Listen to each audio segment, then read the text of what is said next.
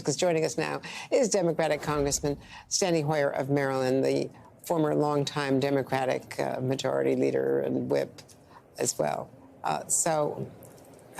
It's good to see you, Leader Hoyer. Good to be with you. We've known each other, I figured this morning, more than 40 years. Yes. Since both of us were in the local side. I would say more than that, but I'll leave it at that. You were in the state Senate from PG, yes. Prince George's County. So I've known you to be a straight shooter. What's the deal here? How do you get around both sides of your caucus? How does he retain his speakership? How do you make this work? Well, first of all, let me say I think the Speaker will remain the Speaker.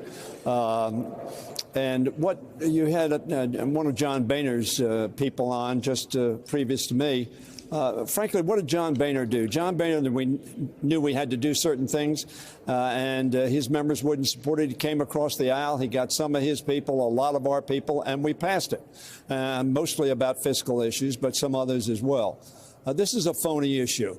The Speaker talks about the fact that defaulting is not an option. That's what he said in his Wall Street speech. We agree default is not an option. There's not a difference between the two parties. There's no concession to one or the other. We both believe the same thing. We ought to do that. We ought to raise the debt limit. Now, he talks about spending less. Where do you spend money? You spend it in the appropriations process. That's where you spend it, not on the debt limit. That's where you decide how much you're going to spend. He says, cut from last year's spending. They control the House of Representatives. Pass a appropriation bill that spends less than we spent last year. We'll see if he can do that. He couldn't do it this week. There were 4 bills scheduled to be passed. They had to jettison them. Why? They didn't have the votes. So that when he says we raised the debt limit, he did in a bill that was a pretense, a pretend bill, a bill that said we're going to do something when they don't have the ability in their own caucus to do it. So, first of all, let's stop this phony crisis. Let's stop this tanking the confidence of the American economy and, indeed, the global economy by having this phony fight. Let's do the debt limit.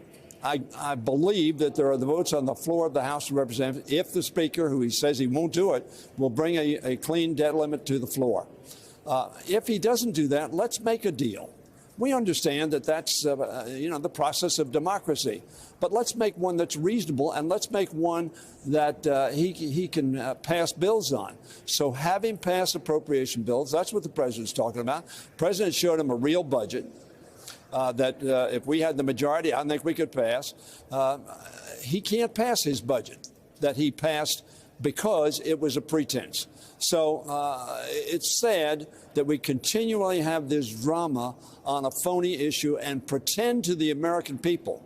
And if we're going to represent the American people, we need to tell them the truth. The debt limit is not where you really deal with additional debt. It just deals with paying your bills. That's all it deals with. Additional debt occurs in the appropriations process.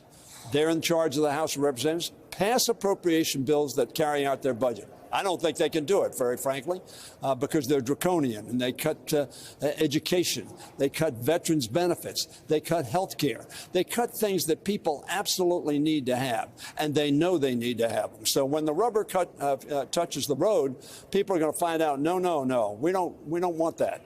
Nor do they want their economy to be tanked by a phony issue undermining the confidence of America, of our economy, and of world investors. Well, let me ask you about some of the break glass options. What about the discharge petition? Do you have the votes from problem solvers and others to get some Republicans to help you get that going? I don't know the answer to that, but I hope so. I think we're going to have in excess of 211 or 12 people sign the discharge petition, which means we only need 5 or 6 Republicans to act responsibly. Only 5 or 6 to act responsibly so that we do not put the economy at risk by tanking the debt limit extension. So I think we can get there. That's one option. Congressman Steny Hoyer, thanks very much. Appreciate seeing you. Thank you very much.